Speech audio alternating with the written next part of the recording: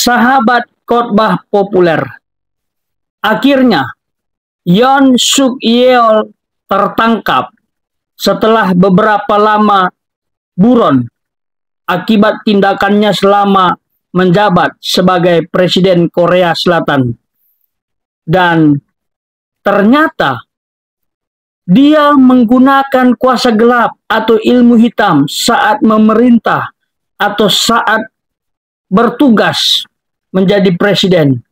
Ini buktinya. Korea kita kenal sebagai negara yang maju secara peradaban, teknologi, dan juga masyarakatnya. Tapi banyak yang tidak mengetahui kalau Presiden Korea Selatan Yoon Suk Yeol yang saat ini masih buron dan dimakzulkan, ia selalu menggunakan cenayang, dukun, fortune teller, atau apapun namanya untuk menentukan langkah-langkah kebijakan strategis. Bahkan sang dukun ditempatkan menjadi komandan tertinggi intelijen Angkatan Darat Korea Selatan. Namanya No Sang-won.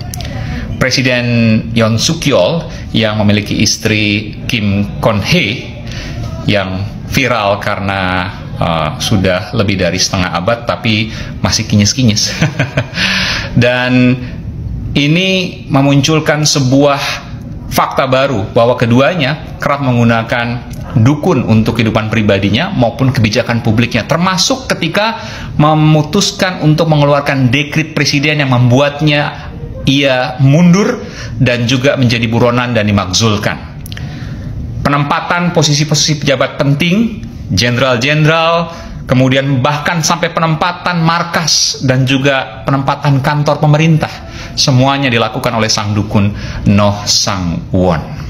Ini terungkap dari sejumlah wawancara media di Korea Selatan, termasuk juga media di luar Korea Selatan seperti South China Morning Post, dan juga wawancara terhadap guru besar Universitas Incheon di Korea Selatan yang bernama Lee Jun-han. Wow, negara semaju Korea Selatan, pemimpinnya diduga menggunakan kuasa gelap, bahkan untuk memutuskan menjalankan program selalu melibatkan kuasa gelap. Bahkan di tempat-tempat strategis dia tempatkan orang-orangnya yang diduga juga adalah menggunakan kuasa gelap atau dukun. Ini bahaya ini. Apa sebenarnya yang sedang dicari? Kalau sekedar kedudukan jabatan, siapapun bisa mendapatkan. Asal dia bekerja keras, jujur, dan bekerja untuk rakyat. Tapi dugaan saya ada motif terselubung yang itu bersifat mengerikan. Hati-hati kalau kuasa gelap dibawa dalam pemerintahan atau kepemimpinan. Karena negara akan menjadi tumbal. Bukan pemimpin saja yang menanggungnya atau jajarannya, tetapi masyarakat juga karena pemimpinnya yang menggunakan kuasa gelap. Kalau itu betul, wow, bahaya sekali. Anak-anak Tuhan di Korea Selatan harus berdoa tumpang tangan untuk bangsanya, supaya kutuk itu dihancurkan. Gara-gara pemimpin yang menggunakan kuasa gelap, akhirnya bangsa ikut menanggung. Nggak main-main kalau kuasa gelap diandalkan dalam pemerintahan. Ada kutuk, ada tumbal yang harus diserahkan. Karena iblis kalau bekerja tidak ada yang gratis. Tidak ada yang gratis kalau dia dilibatkan. Coba lihat. Bagaimana pemerintahan yang dia pimpin. Bagaimana negara yang dia pimpin. Keputusan yang paling mengerikan beberapa waktu lalu yang saya ingat adalah itu tadi. Memutuskan untuk darurat militer. Ini kan bahaya. Barangkali konflik yang lebih besar terjadi, wah, Apa enggak banyak korban yang ditelan? Korea Utara saat itu udah mulai panas itu gara-gara keputusan darurat militer. Seolah-olah dua negara ini siap untuk baku hantam. Jangan main-main dengan kuasa gelap. Kuasa gelap itu membutuhkan tumbal. Kuasa gelap itu menginginkan bentrokan yang lebih besar. Kuasa gelap itu menginginkan pertumpahan darah. Ini pelajaran ini. Siapapun Anda, pejabat negara Indonesia sekalipun, please jangan gunakan kuasa gelap untuk Anda memimpin. Jangan. Gunakan potensi dan prestasi saja sudah. Kejujuran, ketulusan, keikhlasan, pasti rakyat pilih. Jangan gunakan kuasa gelap. Jangan pesugihan. Jangan minta tolong kepada paranormal. Jangan. Please jangan. Karena apa? Anda telah menggadaikan bangsa Indonesia. Jadi pemimpin Korea Selatan ini, mantan presiden ini, jadi pelajaran. Ya, siapapun kalau menggunakan kuasa gelap dalam memimpin tidak akan langgeng, bahkan orang yang dipimpinnya tidak akan sejahtera. Alhasil negara yang dipimpinnya akan mengalami masalah. Itu ya. Hati-hati. Saya kenal sebenarnya Korea Selatan itu adalah negara yang masyarakatnya banyak yang religius, takut akan Tuhan. Tetapi ini ada pemimpin yang menggunakan kuasa gelap. Kalau itu benar, terlalu. The next, Korea Selatan harus evaluasi negara yang sedang mereka pilih atau sedang memerintah. Jangan sampai ada hal seperti ini lagi. Ya, kita harus mengangkat, memilih pemimpin yang betul-betul mengandalkan potensi, mengandalkan prestasi. Itu ya. Apa jadinya negara kalau dipimpin oleh orang yang berhubungan dengan kuasa gelap? Alhasil penderitaan demi penderitaan akan terjadi. Ini benar loh, ini benar nih apa yang saya sampaikan.